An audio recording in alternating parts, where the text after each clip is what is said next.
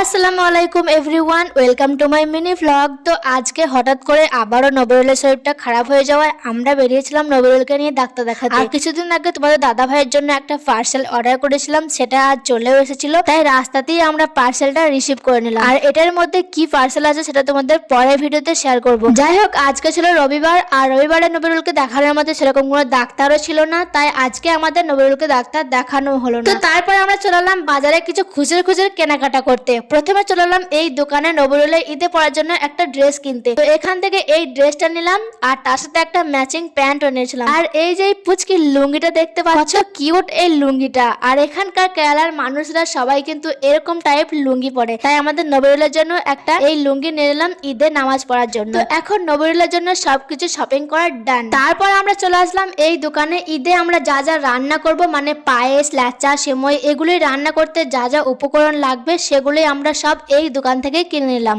তারপর বাড়ি যাওয়ার পথে নবরুল বায়না ধরলো আমি টেনিস কিনবো, তাই এই দোকান থেকে একটা টেনিস আর একটা ক্যাপও কিনে দিলাম, যেটা ওর জামার কালারের সাথে একদম ম্যাচিং হয়ে গেছে।